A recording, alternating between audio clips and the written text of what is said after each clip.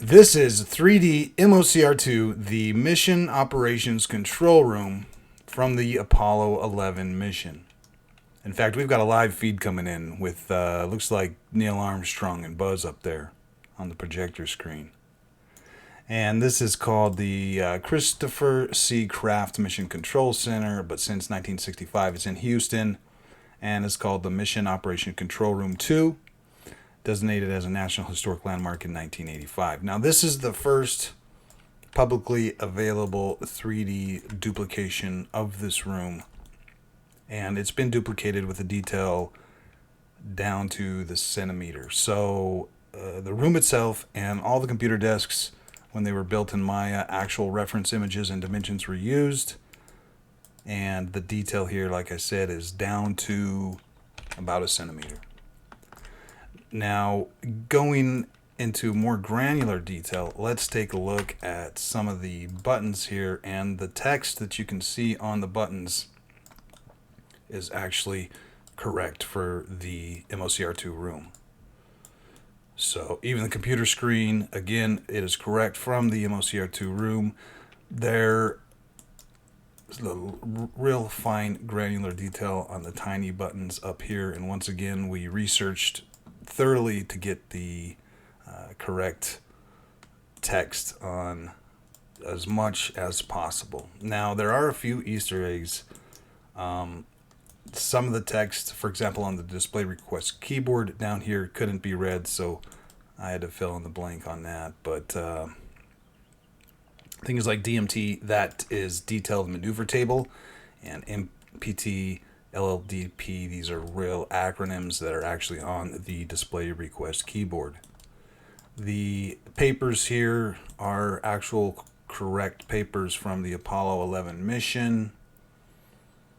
So the details as far as all of this goes is correct, and even down to the props on the table. Let's have a look here at the stapler. This is the Swingline 747 stapler. The Swingline 747 is, of course, the stapler that was sitting on the desk in the MOCR2 room.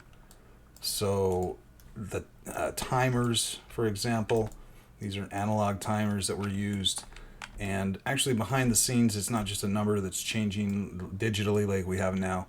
These would have been analog with wheels, cylinder that spins around, and you can see that's the way the timers are actually working, that behind the scenes that cylinder is actually spinning, and these are real physically built as correctly as possible so the animations look correct. Now we have the LM rendezvous charts. Again, all the papers on the desks, even down to the tobacco, are physically correct, and I've done my best to change a few words to avoid copyright infringements.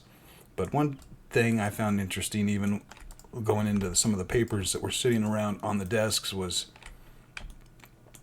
how much detail and thought was put into the filming of this. So here, even before they went to the moon, they've figured out where they're going to position the TV camera, how many feet from the spacecraft it's going to be, the angle of the sun's shadow being at a 15-degree angle. They've figured out, of course, they want the camera having a field of view and aspect ratio, all these 30 feet, 40 feet, and so it's like, hey, before we go and land on the moon, let's make sure that we figure out exactly how many feet we want the TV camera positioned on the tripod, and at what time we're going to be taking the picture of the spacecraft, and what angle the sun's going to be at, because that stuff would be really important before you went to the moon. You wouldn't want to just go to the moon, get out of the spacecraft, put a camera up on a tripod, and take a picture of your mission. You would first, want to calculate that the sun's going to be at a 15-degree angle, and that Neil needs to carry the TV camera 60 feet away and put it at a 4.84 angle so that the scene ratio is equal to 0.64/1.0. I mean, very important stuff. That's what we're seeing on the second paper down here. more information about how Neil is going to be climbing down the ladder and the TV, where the camera is going to be positioned at, and all of this stuff. So, oh, speaking of that, 60 feet away, sun 15-degree angle, climbing down the ladder. Let's take a look back up at the projector. Oh, there he is. Looks like he has already carried the camera to the position, and mission is going as planned. So, MOCR2, Mission Operation Control Room 2. This is, certainly the most detailed, because it's the first publicly available duplication of this room. Now, it's going to be available on TurboSquid and the Unity Asset Store for about $400. And you might not know it, but I actually have some 3D models already available on TurboSquid. So this isn't the first time that I've done this. And the purpose, as far as the funding goes, I'm building a video game about Apollo 11. And I needed to have the MOCR2 room for my video game. That's why I built this. After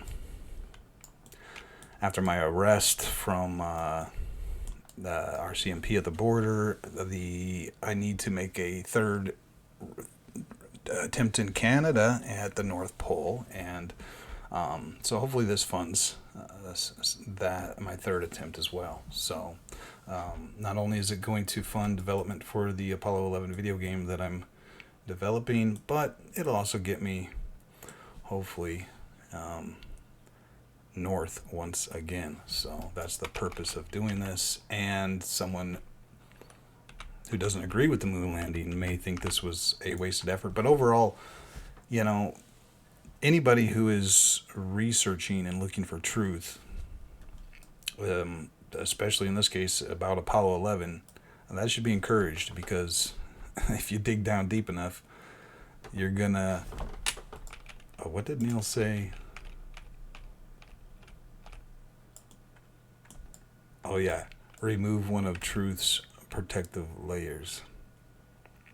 So in the following videos, I'm going to show how this was built with modeling it and UV mapping in Maya, and then doing the texturing and mapping in Substance Painter, and of course exporting those for rendering and